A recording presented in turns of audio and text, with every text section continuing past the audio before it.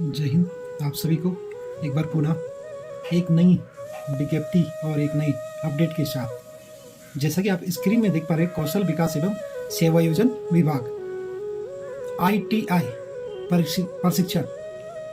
जो बच्चे ITI करना चाहते हैं उनके लिए फॉर्म भरना शुरू हो चुके हैं, जिसकी दिनांक 7 जून 2024 और जिस फॉर्म को भरने की अंतिम तिथि 7 जुलाई 2024 को निर्धारित की गई है। तो यह उन बच्चों के लिए है जो 8वीं 10वीं 12वीं के बाद ITI करना चाहते हैं। तो उनके लिए यह खबर को बता दें, ये इसमें कोई पेपर नहीं होता है, इसमें मेरिट बेस पे इसमें एडमिशन होते हैं।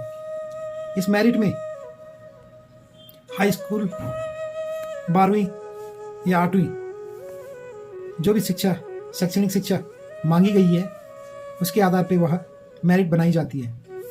अधिक जानकारी के लिए बता दें, अभ्यर्थी को उत्तराखंड के किसी भी प्राप्त संस्थान से 8वीं 10वीं और 12वीं या समकक्ष शैक्षिक योग्यता उत्तीर्ण होना आवश्यक है।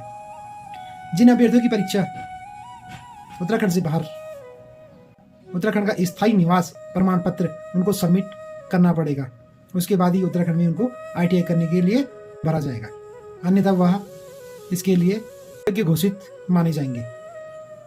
अब चलते हैं आयु की तरफ। ITI में प्रवेश के लिए मिनिमम 14 साल से ऊपर का व्यक्ति होना चाहिए और इसकी अधिकतम आयु सीमा कुछ नहीं है।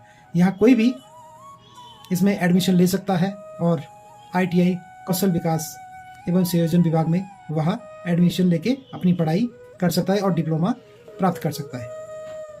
तो आप जो भी ITI फॉर्म भरना चाहते हैं वह पहले विज्ञप्ति को ढंग से पढ़ लें और उसी के बाद वह इस फॉर्म को भरें। इसकी ITI फॉर्म फीस जो है सामान्य और OBC के लिए 450 रुपये और SC और ST के लिए 250 रुपये इसमें शुल्क निर्धारित किया गया है।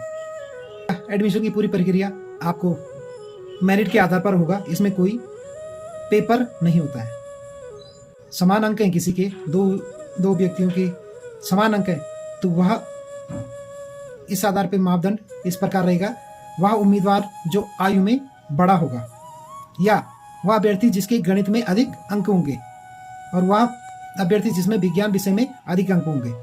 यदि कोई समान अंक वाले मिलते हैं तो उनके लिए मेरिट सूची इस प्रकार तैयार की जाती है। या फिर वह उम्मीदवार जिसका नाम वर्णमाला क्रम से पहले आता होगा। सीटें हैं, उसमें आरक्षण के हिसाब से सीटें भी हैं। इसमें अनुसूचित जाति में 19% और अनुसूचित जनजाति में 4%, अन्य पिछड़ा वर्ग 14% और EWS में 10%। इसी के साथ क्षैतिज आरक्षण है, जो स्वतंत्रता संग्राम सेनानी के लिए 2% आरक्षण है। मृत सैनिकों या सेवानिवृत्त सैनिकों के आश्रितों के लिए 5% आरक्षण है और शारीरिक रूप से जो विकलांग व्यक्ति हैं उनके लिए 4% आरक्षण है और महिला उम्मीदवार के लिए 30% आरक्षण है। ITI फॉर्म भरने के लिए क्या क्या दस्तावेज चाहिए? तो सबसे पहले आपको एक नवीनतम आकार की फ़ोटो होनी चाहिए, पुरानी फ़ोटो न हो जिसमें आप पहचाने नहीं जा रहे हैं। 6 महीने के अंदर की फ़ोटो होनी चाहिए और 8वीं 10वीं या 12वीं की अंक तालिका और प्रमाण पत्र आपके पास होना आवश्यक है। और अधिवास प्रमाण पत्र मतलब स्थायी निवास प्रमाण पत्र का प्रमाण पत्र, यदि आप किसी आरक्षण में आते हैं तो उस श्रेणी का प्रमाण पत्र आपके पास होना अति आवश्यक है। यह है ITI फॉर्म भरने के लिए आवश्यक दस्तावेज। तो ITI आप किस किस ट्रेडों से कर सकते हैं, जैसे इसके mechanic auto body painting, fitter है इंजीनियरिंग में, मैकेनिक टर्नर में, मशीनरी है ड्राफ्टमैन और ड्राफ्टमैन सिविल मैकेनिकल, बढ़ई प्लम्बर, सूचना संचार प्रौद्योगिकी प्रणाली रखरखाव, इलेक्ट्रॉनिक्स मैकेनिक मोटर वाहन, मैकेनिक कंप्यूटर हार्डवेयर, प्रयोगशाला सहायक, केमिस्ट्री रासायनिक संयंत्र, उपकरण मैकेनिक रासायनिक संयंत्र, मैकेनिक डीजल उपकरण मैकेनिक, प्लास्टिक प्रकरण ऑपरेटर, वेल्डर, सीट मेटल कर्मचारी और फाउंड्री मैन। तो ये थी ITI फॉर्म भरने वालों के लिए आवश्यक खबर।